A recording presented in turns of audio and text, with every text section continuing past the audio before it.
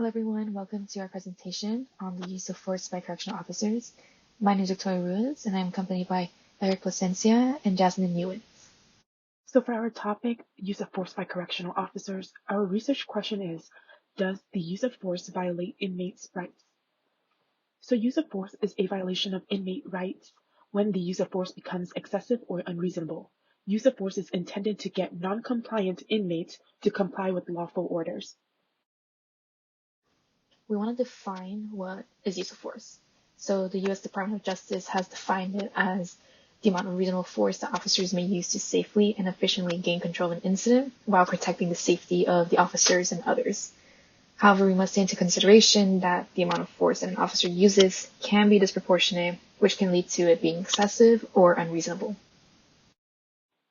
So let's talk about who correctional officers are and what are their authorities. A correctional officer is also a peace officer employed by a city, county, or city and county that runs a facility with the authority and duty to supervise prisoners housed or sentenced to that facility and to carry out duties pertaining to the facility's operation. Let's talk about some factors correctional officers need to justify the use of force. Factors officers should consider before proceeding with use of force is number 1, is this individual a threat to the officer or any staff of the facility? Number 2 is this individual a threat to themselves or fellow inmates? And number 3 is, does this situation require use of force for de-escalation?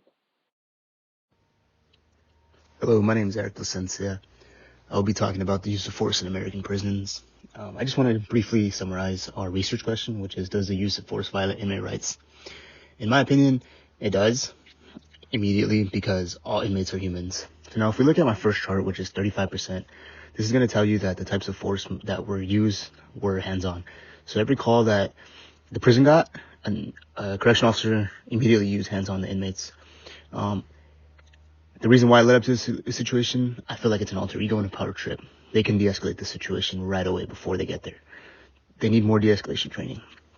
My second chart, 44%, this percentile is based off inmates. Once the use of force was used on them, they complied with the correctional officers. The reason why this number is almost at 50% is because inmates are usually always beaten, and the correctional officers' justice is that they never listen, which is wrong. My third percentile is going to be 37.9%, and this is of the correctional officers that admit they need more training. Why do they admit that, and why is the number so low? They need to have the numbers higher, in my opinion, because they need way more training. My next slide is going to be the use of force against mental health inmates.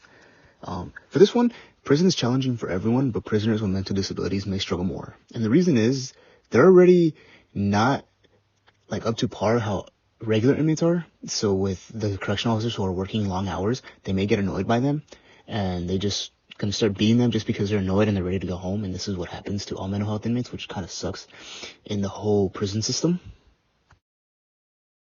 Studies have shown common themes as to why correctional officers justified their use of force. Institutional culture is one of the main themes. So some institutions have harsher approaches on inmates, while other institutions will have more softer approaches. Social control was another aspect in which some correctional officers said that they needed to use force in order to maintain social control, because it was important to prevent escapes and securing prisoners. Their beliefs in the rehabilitation system. So some officers were found to have positive views on rehabilitation practices, and these officers were less likely to use force, while those who did not believe in rehabilitation were more likely to use force on inmates. Racial disparities was another contributing factor. Inmates who were people of color were found to be affected more greatly than their white counterparts. Disrespect from inmates. This could have looked like verbal disrespect or boundaries being violated, but this resulted in officers using force out of anger. And then we have the reward system. So a study showed that some guards were rewarded for the use of force. They would either be given better working positions or promotions. Now we shift over to, does the use of force violate inmate rights? Which simple answer for this topic is absolutely. Every correctional officer that uses force for no reason is not justified. They violate every inmate rights. Some prisons slap, kick, shove, and punch the inmates. Especially when they do extractions, they destroy the inmates' cells, which is not right. They shouldn't be doing that. They should take them out like normally, de-escalate the situation, and get them out. It's pretty much this topic. It does violate their rights. So the Eighth Amendment plays a big role when it comes to the topic of use of force. Eighth Amendment states excessive bail shall not be required, nor excessive fines imposed, nor cruel and unusual punishments inflicted. So let's focus on the cruel and unusual punishment part of the Eighth Amendment. This means if the use of force is found to be cruel, unusual, or excessive, then that would be a violation of the Eighth Amendment. Recent case happened on March 19, 2020 with Correctional Officer Aaron Finn from the Grape Haven Correctional Facility. In this case, he assaulted an inmate by repeatedly striking the inmate's body and head while he was restrained against cell bars. This resulted in the inmate requiring stitches for lacerations that he received on his face and head. Ultimately, Finn's actions violated the victim's Eighth Amendment, and Finn pleaded guilty to the deprivation of constitutional rights. Some solutions that studies have offered are simulation-based training, psychological tests, and new policies such as zero tolerance for physical and mental abuse.